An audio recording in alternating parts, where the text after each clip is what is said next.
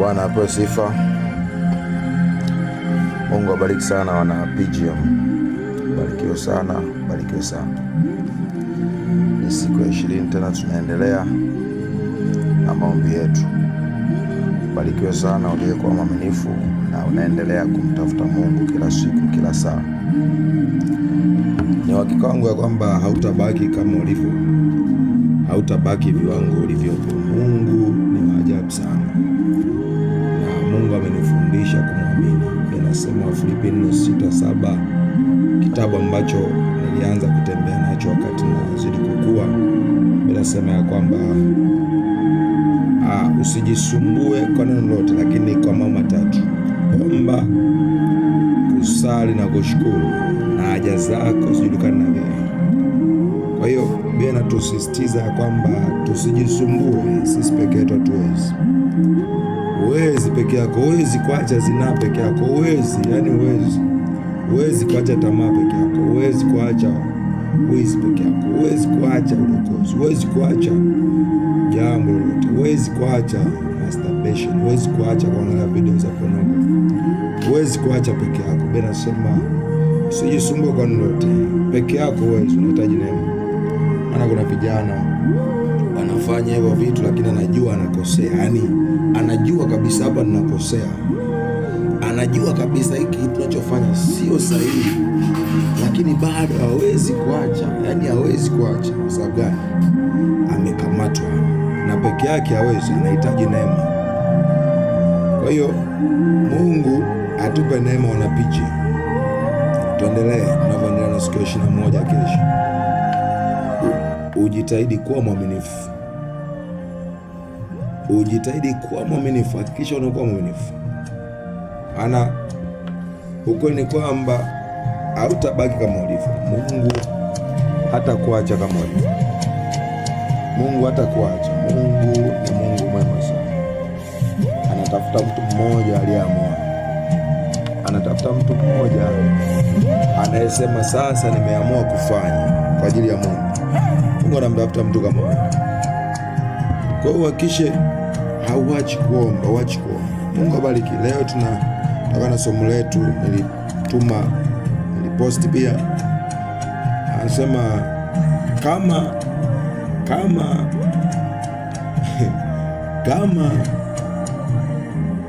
hautaomba kufikia kiwango cha kuwa mlevi, bado hujaomba. Yaani kama maombi yako utaomba, lakini bado hujafikia kuwa kama kiwango cha mlevi. Leo nimepost, nimepokea comment. Anasema mbona kama ulichoandika sielewi. Yaani nini umeandika? Mbona hatuelewi? Sababu nilipost na status. Ila ukweli kwamba kama utaomba hautafikia kiwango cha kuwa kama mlevi, ukweli kwamba bado hujaomba.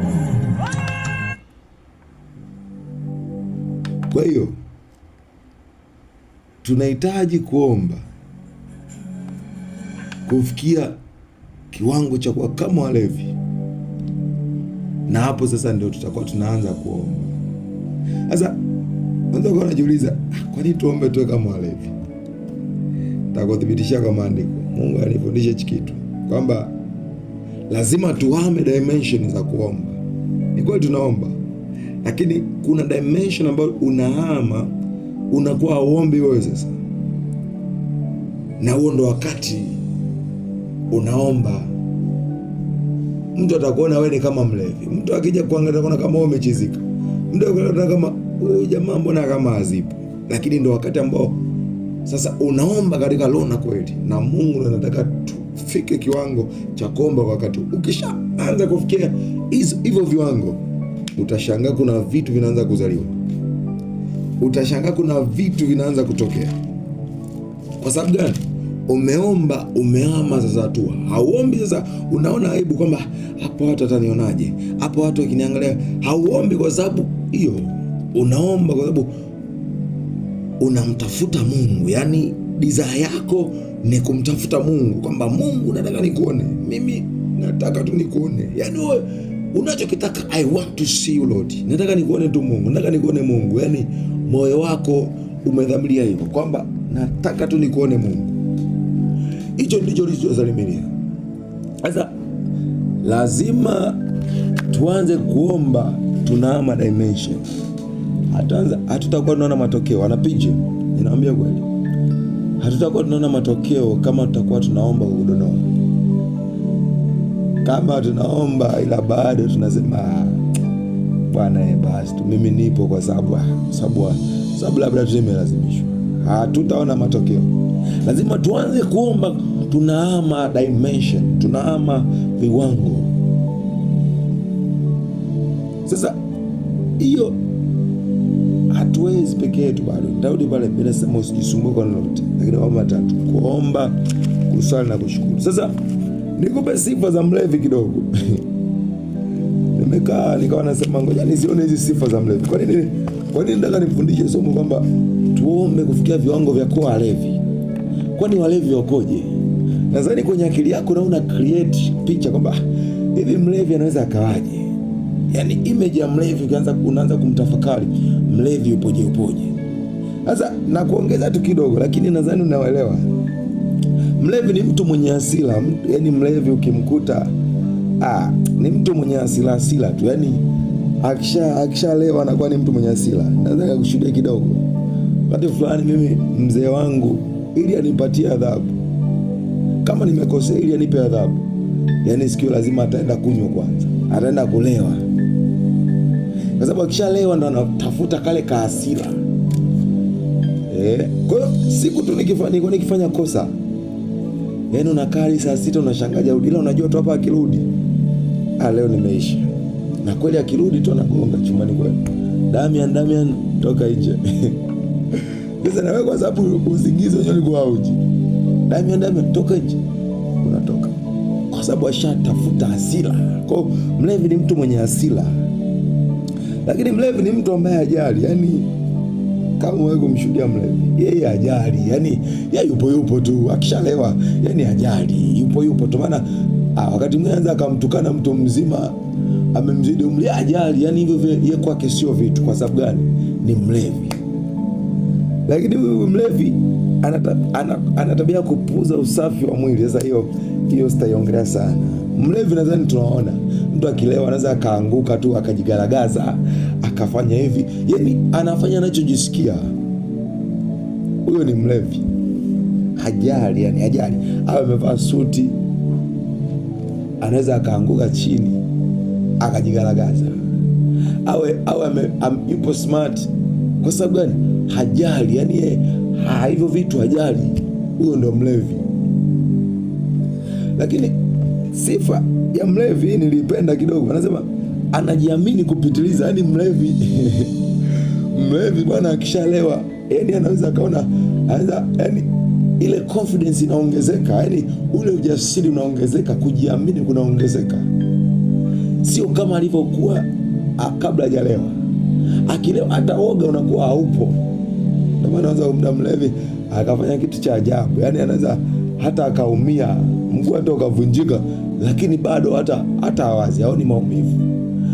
Anaweza kapigana, yani hadi amekatwa. Siku nipo kwenye pharmacy moja, shangaa jamaa anakuja amekatwa, yani amekatwa ngeu, lakini jamaa hata hawazi, yani hata alioni maumivu kwa sababu limelewa. Sasa lina confidence, ujasiri, hata maumivu hapo. Juzi tunaangalia maandamano haya, jamaa amelewa, sasa akapigwa risasi ya kwenye bega, lakini hata haoni maumivu, bado anataka aendelee. Sasa bora niende tu akaniue, bora akaniue. Kwa sababu gani? Ile confidence imeongezeka. Bwana hapo sifa. Confidence imefikia hatua ya kwamba yeye mwenyewe anajiamini kiasi cha kwamba anaona kila kitu anakiweza. Yaani kila kitu anakiweza. Yeye risasi anaona kama kama kitu kidogo. Ila pombe ikiisha sasa unakuta akili zinarudi. Mimi ndo nilikuwa nafanya hayo. Mimi huyu ndo nilikuwa nafanya hayo. Kwa sababu gani? Alikuwa amelewa. Sasa wewe unaweza kuangalia sifa za mlevi. Hizo nimekuchambulia ndogo tu ambazo nataka nizihusianishe pia na somo letu. Sasa Mungu anatafuta mtu ambaye ataanza kuomba, anahama hatua kiasi cha kwamba nafikia hatua ya kuwa kama mlevi. Mlevi siku zote amekuwa addicted. Yaani sifa ya mlevi, amekuwa addicted na pombe. Ndio maana kila siku atakisha anatafuta kile kileo ili apate ile pombe. Sasa sisi tukianza kuhama hatua, tukianza tukianza kuwa hatua, maana yake tunaanza kuwa addicted na maombi, tunaanza kuwa walevi wa maombi. Yani unapotembea, nampenda sana mtu anaitwa Brother Koba, unapotembea unakuta unasikia kama mtu kanaomba, ikatepepetua. Yani unasikia kama mtu kanaomba. Ukiwa kwenye gari unashangaa unasikia kama mtu kanaomba tu, letetete ikatoka vilana mazua ikatoka pienemeluzadia shedededede. Yani unatembea unasikia kuna nguvu fulani unaisikia. Yani ukiwa sehemu gani umekaa kwenye watu kundi kubwa, lakini unasikia Bwana naomba, wanaomba, Bwana hapo hizo. Sasa ukianza kufikia dimension hizo, maana umeanza kuwa mlevi, yani umeanza kuwa addicted na maombi. Sasa Mungu anatafuta watu kama hao, kwa sababu Mungu atafanya kama bado hujawa addicted. Yani bado hujawa addicted, wewe unadonoa leo niombe, kesho nisio, kesho nimechoka bana, nimechoka mambo yangu haya, naona kama nimechoka. Mungu utakuja kumwona Mungu hata siku moja, lakini Mungu anatafuta mtu yule ambaye yuko addicted.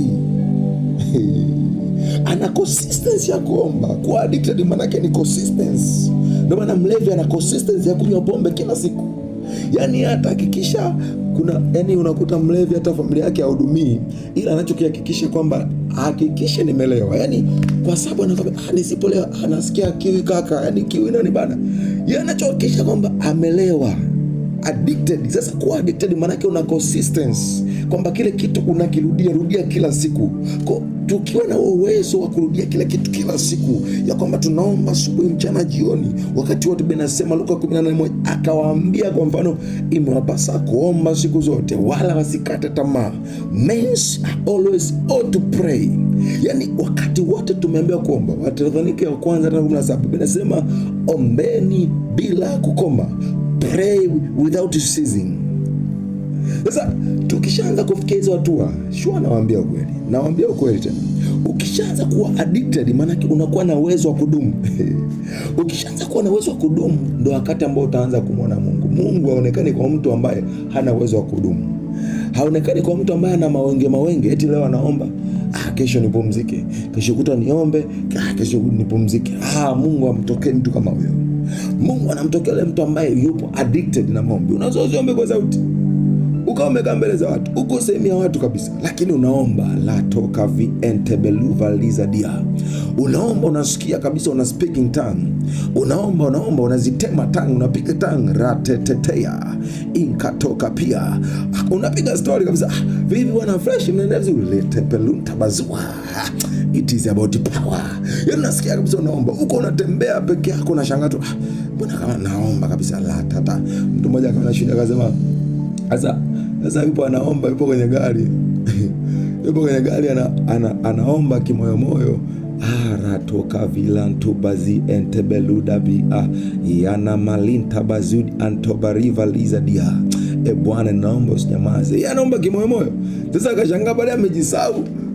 Yani unajua kuna ile nguvu ile inakuzidi, ile nguvu inakuzidi, unashangaa tumetamka Bwana Mungu ninakuomba. Anashtuka kumbe kuna watu. Yeye sasa ametamka hadi kwa mdomo. Kwa nini? Amekuwa addicted. Kwa lazima tu addicted. Yani uwe addicted na maombi. Ili vitu vianze kutokea kwetu, lazima uwe addicted na maombi. Pasipokuwa addicted na maombi, watumishi tutamwona Mungu. Sisi kwetu tutakuwa ni story. Sisi kwetu tunaweza mbona Mungu afanye? Mbona Mungu atendi? Lakini kumbe Mungu anafanya, lakini bado hajampata mtu ambaye anasema mimi nimekuwa addicted na maombi. Nisiongee sana. Ngoja nikusomee kitabu. Kitabu cha Samueli. Hichi kitabu nasoma kila siku, lakini kila siku najifunza kitu kipya.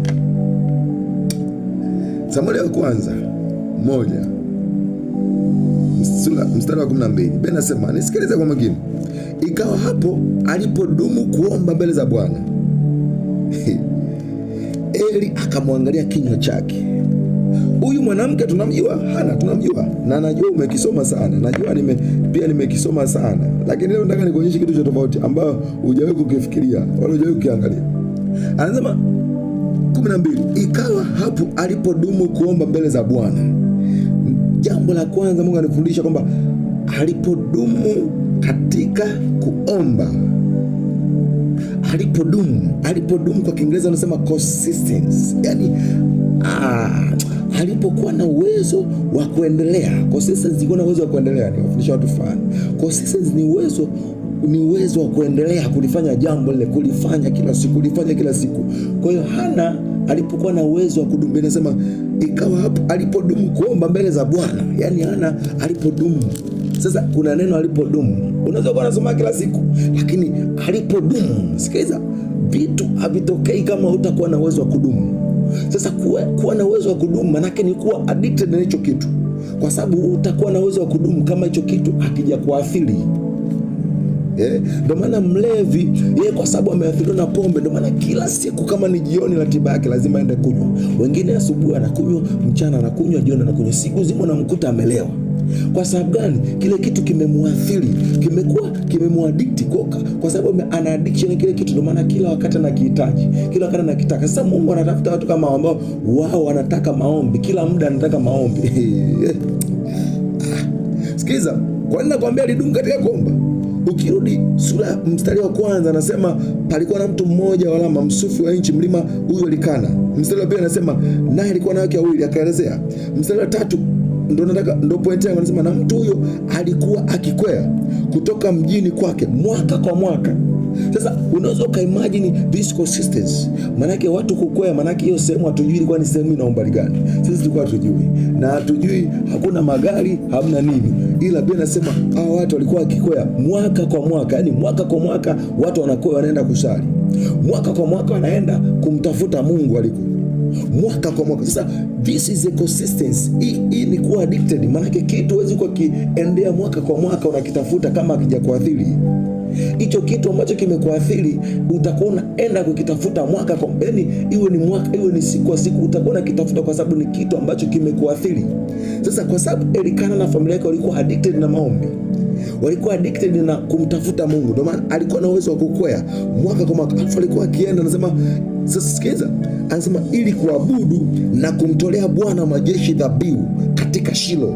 Kwa point ambazo walikuwa wanakwea, hawaendi kusalimia ndugu kule, hawaendi kusalimia majirani, hawaendi kutafuta labda tukashangae kule mjini, hawaendi kuangalia hivyo, hawaendi kusema labda tuende tukaone wapendwa wenzetu kanisani. Walikuwa waendi kwa ajili yao. Anasema walikuwa wanaenda kwa lengo la kuabudu, kwa lengo la kumtafuta Mungu, kwa lengo la kumtolea Mungu dhabihu. Ndio jambo ambalo walikuwa wanaenda kwa ajili ya hilo tu. Sasa this is a consistency. Huu ni uwezo wa kudumu, kwamba mwaka kwa mwaka mtu anakifanya hicho kitu. Maana mwaka hatujui kwa mwaka anaenda mara ngapi, ila mwaka kwa mwaka unaenda. Sasa angalia, mwaka kwa mwaka anaenda, lakini kuna huyu mke wake Hana ambaye alikuwa na uhitaji, ambaye alikuwa ana jambo anamtaka Bwana kwa namna tofauti. Kwa alivyokuwa akikwea, Biblia inasema Hana alikuwa akiomba. Ndio maana Biblia inasema ikawa hapo alipodumu kuomba. Maana yake sio leo tu kaomba, Hana hakuomba siku moja. Alipodumu maana yake alidumu kwa muda. Yamkini miaka miwili ilipita Hana anaomba. Yamkini miaka mitatu ilipita Hana anaomba, lakini bado naona hapati majibu. Yamkini miaka 4 ya kukwea kwao Hana alikuwa akiomba, lakini hapati majibu. Yamkini miaka 5 ilipita Hana anaomba, lakini bado hapati majibu. Ndio Biblia inasema alipodumu maana yake ni muendelezo. Maana yake alikuwa akiendelea, hakuangalia kwamba hapati jibu, hakuangalia kwamba hapati nini. Ndio maana kuna wakati Biblia inasema kwamba Elikana anakuja anamfuta machozi, anasema kwa nini analia? Anasema ninamlilia Mungu. Elikana anasema kwa nini ujililie? Kwani watoto ni bora kuliko mimi? Lakini bado Hana alikuwa anaona kuna uhitaji, alikuwa anaona bado kuna mzigo anaosikia ndani yake. Ndio Biblia inasema alidumu katika kuomba. Sasa haijalishi mazingira gani aliyokuwa anaona, haijalishi kwamba alikuwa haoni majibu yakitokea, haijalishi ameomba mwaka wa kwanza akaona majibu yakitokea, mwaka wa pili akaona kitu, lakini Biblia inasema kwamba alipodumu katika kuomba. That is my point to this night, ya kwamba kuna namna ambayo tukianza kudumu kwenye kuomba ndio namna ambayo Mungu anaanza kuonekana. Mungu anatafuta mtu ambaye ana uwezo wa kudumu. Sikiliza wanangu, hatutamwona Mungu kama tutakuwa na mambo ya kudonoa. Leo unaomba, kesho uombi, lakini maombi ndio iwe ni maisha, iwe ni maisha ambao ni maisha, yani uwe ni mfumo wako wa maisha ambao umekuathiri kiasi cha kwamba unapotembea unaomba, unapooga unaomba, unapofanya jambo lolote unaomba, kwa sababu ule mfumo umekuathiri. Unaweza usio unaomba kwa sauti, lakini unaomba kwa sababu mfumo umekuathiri, kwa sababu umekuwa addicted. Is like bangi, ni kama bangi unahitaji, ni kama alcohol ambao unahitaji kwamba nisipoipata hii alcohol siwezi, naona kiu, naona nakaukiwa. Sasa ni maombi yakishakuathiri, ukifikia tu maombi yamekuathiri, ndio wakati ambao utaanza kumwona Mungu. Sasa hii Samueli anatuambia huyu mwanamke alipodumu katika kuomba, Biblia inasema kwamba Eli akamtazama kinywa chake. Sikiliza, Eli ni kuhani. Eli ni kuhani ambaye yupo huko Shilo, ndo anasimamia kama ni kanisa kama nini, yupo huko. Eli ni kuhani. Biblia inasema Eli 12 anasema Eli akamwangalia kinywa chake. Sikiliza mstari 12, Biblia inasema Eli akamwangalia kinywa chake. Hatujui huyu mwanamke, manake kila mwaka alikuwa akiomba, kwa sababu kila mwaka wanakwea, lakini huu wakati ni tofauti. Biblia inasema Eli akamwangalia kinywa chake. Na endelea 15 anasema basi Hana alikuwa akinena moyoni mwake. Sikiliza, Hana alikuwa aongei kwa sauti.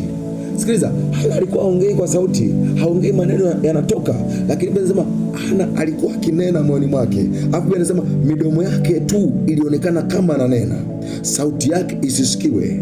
Kwa hiyo huyo Eli alimdhania kuwa amelewa. Sikiliza, huyu ni kuhani Eli, yani mtu yupo madhabahuni, hatujui alikuwa amekaa sehemu gani, lakini alikuwa anamlilia Mungu. Tunajua alikuwa anamlilia Mungu. Eli akamwangalia kinywa chake, anasema huyu mwanamke mbona kama ananena, alafu mbona kama aongee, kumbe Hana anaomba kimoyomoyo, kumbe Hana ana speaking tongue, rete peluta bazua. Yeye anaomba, ananena tu kwa lugha, ananena kwa lugha kimoyomoyo, ananena kwa lugha. Kwa sababu ile ya kunena kwa lugha, anasema kwa midomo yake ilikuwa kama inatetema hivi, yani kwa sababu ya ile nguvu. Kuna mtu mmoja anasema, mtumishi, siku hizi sasa hizi nashangaa nikianza kuomba kuna hali inanivaa, kuna hali inanikuta, yani kama na groan, yani kama naunguluma tu. Nikamwambia sasa hapo ndo umeanza kuomba, kwa sababu kuna wakati tunaomba, ila tunaomba tukiwa na akili zetu timamu. Unaomba, Bwana nisaidie, Mungu ninakuomba, Bwana nahitaji maisha yangu yawe, una akili timamu, unajiona kabisa Bwana kama naomba, una ufahamu wako. Ndio maana unaomba, unaangalia muda, unaona kama dakika haziendi, kwa sababu bado unaomba kwenye akili zako. Unaomba, unaangalia dakika, unashangaa eti ni dakika 4 tu nimetumia, mbona muda hauendi? Kwa sababu gani? Bado unaomba kwenye akili zako. Lakini kuna wakati ambao dimension unaanza kuomba, Roho Mtakatifu na nayeomba. Ndio wakati ambao Hana alifikia, ambapo amekuwa addicted. Mwaka kwa mwaka yeye anaomba, hakuangalia kwamba hajapata mtoto, ile kwake ilikuwa shida, lakini mwaka kwa mwaka akawa anamtafuta Mungu. Mwaka kwa mwaka anasema I want to see you Lord, nahitaji kuona Mungu. Rete pelunta bazua. Yeye akujali kwamba mbona vitu havitokei, mbona mambo hayatokei, lakini anasema mimi niliendelea kumwomba Mungu alipodumu kwenye kuomba. Sasa Biblia inasema kwamba Eli kuhani akamwangalia midomo yake, akasema mwanamke huyu mbona kama ni mwanamke amelewa. Sikiliza, huyu ni kuhani ambaye akasema huyu mwanamke amelewa. Huu ndio ushahidi wangu ya kwamba, ushahidi wangu wa kwanza kwamba tusipoomba kufikia dimension na kwa level, majibu hatuwezi kuyapata. Sikiliza, Eli alipomtazama akasema huyu mwanamke mbona kama amelewa, akamdhania kama amelewa. Huyu ni kuhani alimdhania, sio kwamba ni mlevi, alimdhania Hana kwa amelewa. Ni kuhani ambaye anamtumikia Mungu, akamdhania Hana kwamba Hana amelewa. Kwa sababu gani alimdhania Hana amelewa? Kwa sababu Hana alikuwa anaomba kiasi cha kwamba anaonekana kama amelewa, kwa sababu yeye amejimimina mbele za Mungu, kwa sababu yeye hamwangalii mtu tena, kwa sababu yeye angalii kwamba nani ananiona. Yeye hayo mambo hayaangalii, lakini yeye amejimimina kwa Bwana. Yeye amejimimina tu kwa Bwana, haangalii vya pembeni, haangalii watu wa pembeni yake. Yeye amejimimina kwa Bwana. Sasa alipojimimina anaonekana kama amelewa, anaonekana kama amechizika vile. Ndio maana Eli ni kuhani huyu akasema mbona mwanamke huyu kama amelewa. Bila sema akamdhania kama amelewa, Sikiliza, naendelea. Anasema ndipo Eli akamwambia, je, utakuwa mlevi hata lini? Sikiliza, huyu ni kuhani akamwambia mwanamke, wewe utakuwa mlevi mpaka lini? Lakini Hana kumbe akulewa pombe, alilewa Roho Mtakatifu. Roho Mtakatifu ndo alimlevya, kwa sababu amekuwa addicted na kile kitu. Ndio yani kwa sababu ya kuwa addicted, ndio maana anaomba katika kwamba midomo yake inatetema. Sasa Eli anapomwangalia huyu mwanamke mbona kama amelewa hivi? Bwana apewe sifa. Akamwambia achilia mbali divai yako. Huyu ni Eli kuhani. Sikiliza, sio mlevi aliyekuja kumwambia Hana. Huyu ni Eli kuhani. Anasema achilia mbali divai yako. 15. Hana akajibu akasema huyu Hana sawa. Akasema anasema Hana akajibu akasema, hasha bwana wangu, mimi ni mwanamke mwenye roho ya huzuni. Mimi sikunywa divai wala kileo, ila nimemimina roho yangu mbele za Bwana. Retokavi antabaluva lizania. Anasema mimi nimemimina roho yangu kwa Bwana. Niliposoma hii mstari kidogo nilishangaa kitu kimoja. Anasema mimi sikunywa kileo, mimi sikunywa divai wala kileo. Anasema ila nimemimina roho yangu mbele za Bwana. Usimzanie mjakazi wako kuwa ni mwanamke asiyefaa kitu. Usinizanie mimi kuwa ni mwanamke nisiyefaa kitu. Anasema kwa kuwa katika wingi wa kuugua kwangu na kusikitika kwangu ndivyo nilivyonena hata sasa. Kwa kuwa yale maumivu ambayo nilikuwa nayo, kwa kuwa ule uchungu wa kizazi changu niliokuwa nao, kwamba nikiangalia vijana wenzangu na masturbation, nikiangalia vijana wenzangu wanakamatwa kwenye pornography, nikiangalia vijana wenzangu wanakamatwa kwenye kufanya zinaa. Anasema kwa sababu ya kuugua kwangu kule ndivyo nilivyojimimina. Kwa hiyo usimzanie mwanamke kwamba amelewa. Umeona? Biblia inasema hivi, sikiza. Ndipo Eli akajibu akasema, huyu ni kwani? Enenda kwa amani na Mungu wa Israeli akujalia haja yako uliyomwomba.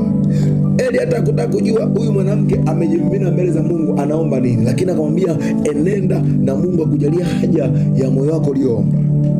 Bwana apewe sifa. Sasa kuna vitu hapa ili Mungu aanze kufanya, wanapicha. Ili Mungu aanze kufanya, kuna vitu lazima tujifunze kuanza kuvishi. Cha kwanza ni kudumu. Na kudumu hautaweza kudumu. Maombi haya yanazaliwa pale unapokuwa umedumu kuomba. Maombi ya matokeo, maombi ya kuwa kama mlevi, ni maombi haya yanatokea pale ambapo unaanza kuwa na uwezo wa kudumu. Umeona? Kudumu kuomba kunazaa haya maombi ya kuwa kama mlevi. And it came to pass as she continued praying before the Lord that El marked her mouth. Hana alipodumu katika kuomba, binasema kwamba Eli akauangalia mdomo wake. Alipoangalia akamwambia, mwanamke, utakuwa mlevi mpaka lini? Kwa sababu gani? Hana alikuwa ameama kwenye mazingira ya kawaida. Hana aliomba kiasi cha kwamba yeye amejimimina mbele za Mungu. Kwa nini Hana anakuwa na maombi haya ya namna hii? Kwa nini anakuwa na maombi anaonekana Hana ni mlevi? Kwa sababu Hana anasema nimejimimina roho yangu. Jambo la kwanza nikaandika kujimimina roho yako mbele za Bwana. Wakati unajimimina kuna namna ya mabadiliko yanatokea kwako, sio ya kimazoea tena. A new dimension is happening to you.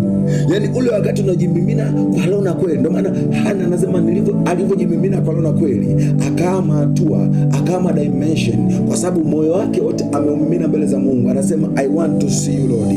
Yani neno lake ni kwamba I want to see you Lord. Wakati kimoyomoyo anasema kwamba alionekana kama akinena, midomo yake ikitetema, lakini Hana neno lake ni moja, tunataka nikuone Mungu. Nataka nikuone Mungu. Nataka nikuone Mungu. Nataka nikuone Mungu. Sasa kule kujimimina ndo kunafanya maombi yanazaliwa. Unaanza kuomba, sio unaomba tena wewe. Kwa sababu gani? Umeumimina moyo wako wote mbele za Mungu. Sasa kuna gharama ya kwamba kujimimina mbele za Mungu. Yaani kujimimina mbele za Mungu ipo gharama. Yankubadu varitabazua. Natamka ya kwamba madhabahu ya PGM itakuwa ni madhabahu ambayo watu watakuwa naomba. Ni madhabahu ambayo inainua maprayer warrior. Ni madhabahu ambayo inainua majitu ambayo itakuwa ni maombaji. Inainua unstoppable warrior. Unstoppable warrior. Alutabaliva lizadia. Sikiliza, kule kujimimina ndio kunakozaa maombi haya ya kuwa kama mlevi. Kule ambako unaomba kwa moyo wako wote. Hauombi kwa sababu umelazimishwa kuomba. Hauombi kwa sababu eti ni ratiba umepanga kwamba saa 3 niombe. Unaomba kwa sababu moyo wako umejimimina. Huo ndo wakati hapa hata saa uangalii. Huo ndo wakati ambao hata muda uangalii. Afu baadaye ukija kumaliza unashangaa ulianza saa 2 usiku, unashangaa kumbe ni saa 8. Alafu hujui saa 8 imefikaje. Kwa sababu gani? Umeumimina moyo wako, umeumimina roho yako mbele za Mungu. Wewe unasema tu jambo moja kwamba I want to see you Lord. Nataka kuona Mungu, nataka kuona Mungu, nataka kuona Mungu. Uelewi, hujui habari za muda, haujui habari za mazingira. Kuna watu wanaomba huko anaangalia simu. Nimetumia message, unaomba unaangalia saa ngapi, lakini kuna wakati ambao unajimimina kwa sababu ya ule mzigo. Jambo hili nikaandika mzigo ule ambao unakuwa nao ni unakufanya unaanza kuomba maombi ambayo mwenyewe hujawahi kuomba kwa sababu ya mzigo. Ukiangalia vijana wenzako wanapotea ule mzigo, unajikuta unaanza kuomba viwango ambavyo wewe mwenyewe hujawahi kuomba, wewe mwenyewe hujawahi kuviomba, lakini kwa sababu ya ule mzigo unaanza kuomba katika dimension nyingine. Sasa jambo la kwanza, lazima ujifunze kujimimina mbele za Mungu. Ni kwa unaweza ukafika ukaanza kuomba ukashangaa unaanza kuwaza tena, mbona chakula sina leo, mbona sijui hivi, mbona nyumbani ada sijui mara nini. Lakini lazima ujifunze kwanza kujimimina. Unaachilia vitu vingine vyote mbali, unaachilia vitu vingine mbali. Kwa naambia watu fulani, kuna dimension unafika, hauhitaji wimbo wa kuabudu, hauhitaji uvute hisia, hauhitaji uvute kwamba sijui nimeimba kwa wimbo wa kuabudu, lakini wewe ukifika tu unaanza kunena kwa lugha rantoga bi enteveluza dia, unaanza kucommand vitu, unaanza kutamka vitu, afu unashangaa kuna vitu vinaanza kutokea. Kwa sababu gani? Umefika kwenye dimension ambayo umejitahidi kuwa kudumu. Kwa hiyo wewe na viumbe vya rohoni is like kama mmeform partnership, ambapo ukianza tu kuomba wameshasogea na kusikiliza. Ndio rantebeluvaliza dia inkadobarina mantebezu wanakusikiliza kwa sababu tayari umeshajiconnect. Mtumishi mmoja ananishuhudia, Bishop Dickson, kwa Biblia akasema kuna wakati unaomba kiasi kwamba hata usiku umelala, kama ulijiwekea saa 8 unaamka hiyo siku unashangaa hujaamka, viumbe vya roho vinakuamsha, unashangaa tu unaguswa kwamba amka mtumishi, amka, maana vimekuzoea muda wa saa 8 vinakuona. Kwa hiyo kwa sababu havikuoni vinakuamsha, Bwana tunataka kukusikia, tunataka kukusikia ukitukomandi, tunataka kukusikia ukiamuru uponyaji kwenye hii taifa, tunataka kukusikia ukiamuru hatima za vijana, tunataka kukusikia. Sasa vitu hivyo vitatokea kama hutakuwa na uwezo wa kudumu kwenye kuomba. Bwana apewe sifa. Bwana apewe sifa. Kwa hiyo Hana anasema alijimimina mbele za Mungu.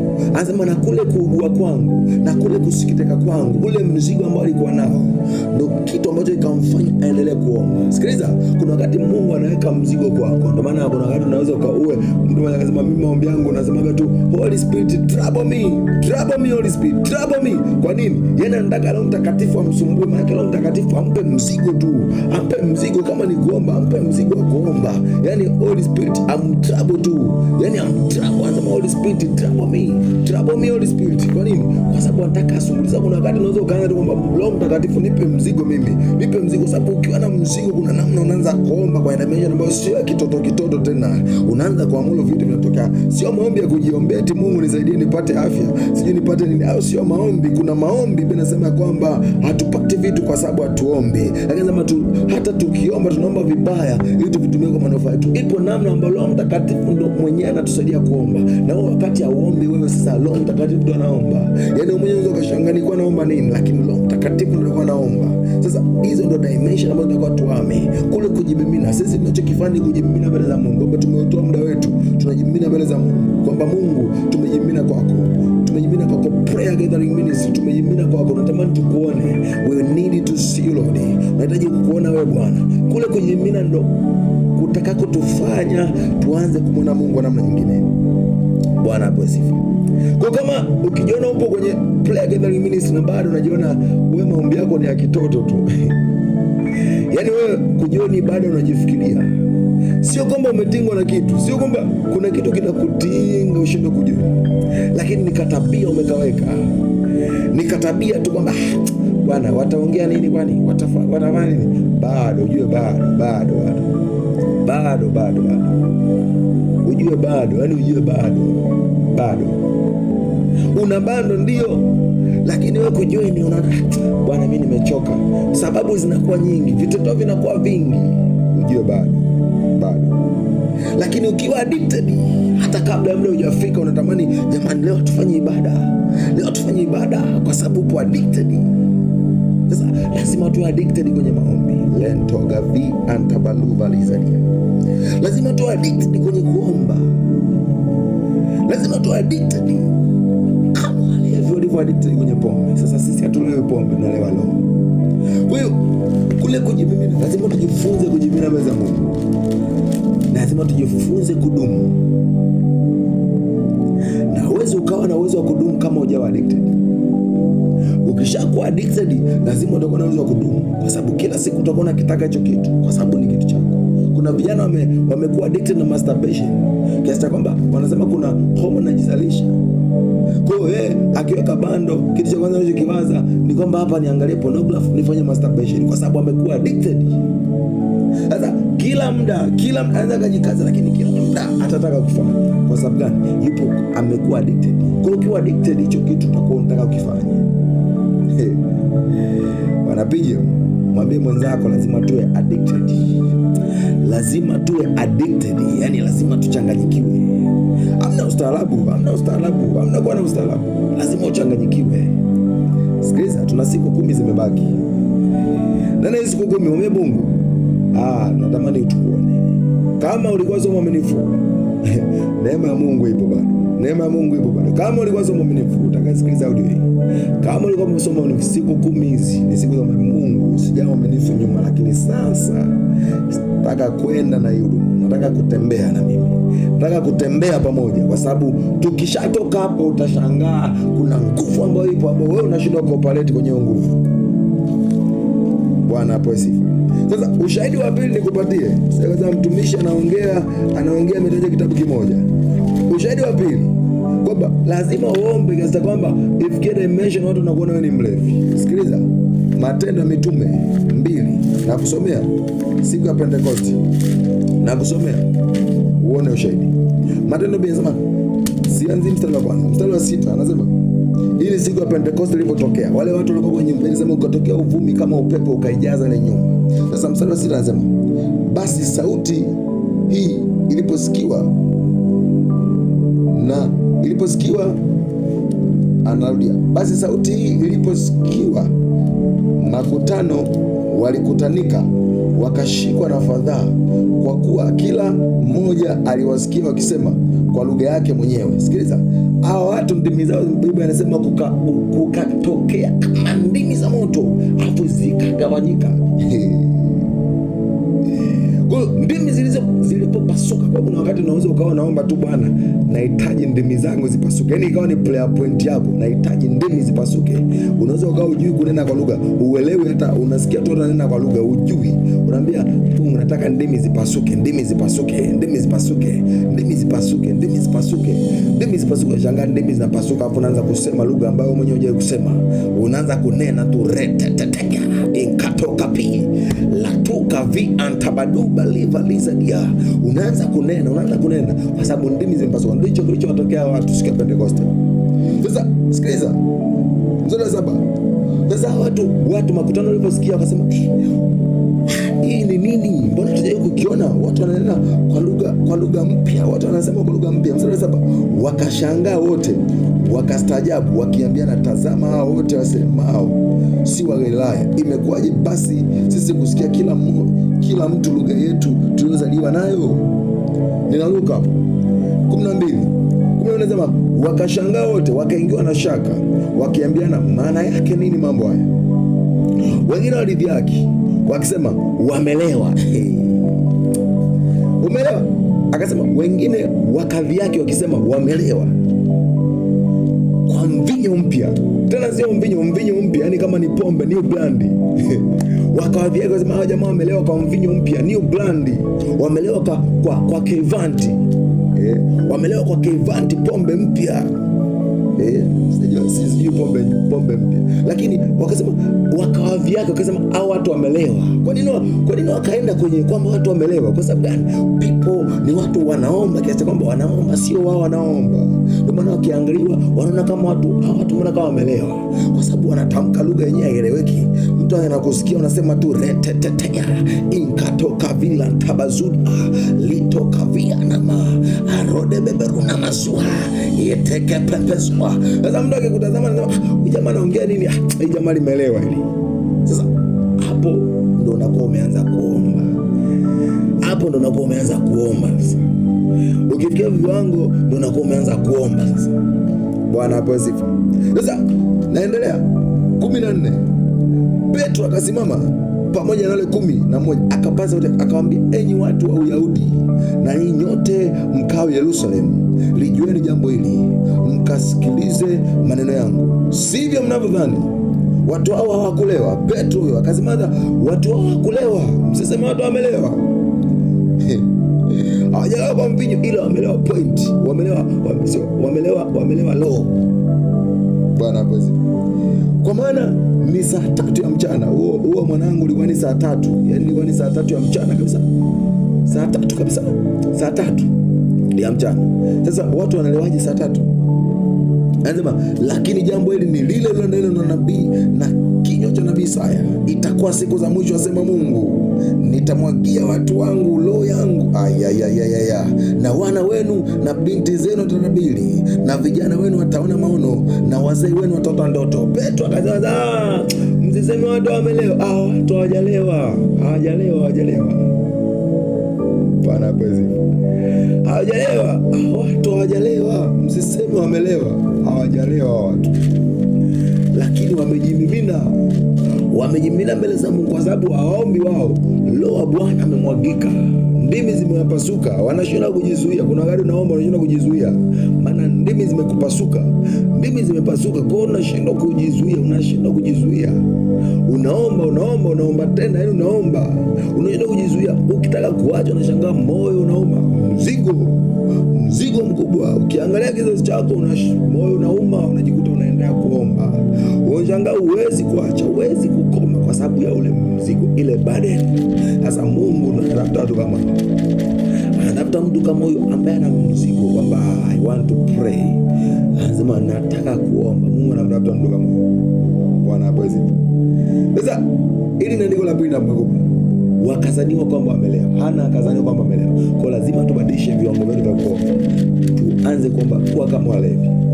Manake tuwe addicted na maombi kiasi cha kwamba ni kama walevi, kwamba maombi, nizopata maombi napata kiu, sipata maombi naona bado siku hajaenda vizuri. Bwana hapo sifa.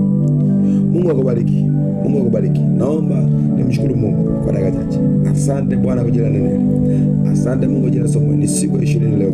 Tunaendelea siku ya 21 kesho. Bwana, neema bado ipo katika siku 10, na tunahakika Mungu utakuona. Tanzania itakujua, East Africa itakujua, Afrika itakujua, ulimwengu wote utakujua. In the name of Jesus. Bwana utanyamaza. Len toga be ante beluva lizadia. It is all about power. Inasema kwamba wakati kivuli cha Petro kwa kinaponya watu, lakini nilipojifunza nikaja kujua kwamba it is about power. Wakati benambia leso na nguo za Paul zilikuwa zinaponya watu, lakini kuja kuangalia nikagundua kwamba it is all about power. Ni kuhusu nguvu. Bwana PHM tuna obtain grace, tuna obtain neema ya nguvu, tuna obtain neema ya nguvu tena katika jina la Yesu Kristo. Hautanyamaza Bwana Mungu, hautanyamaza mfalme.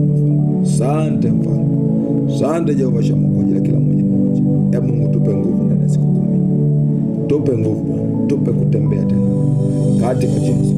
Asante mfalme, katika jina la Yesu. Naomba machache, ni kwa mimi Mungu utafanya. Amen.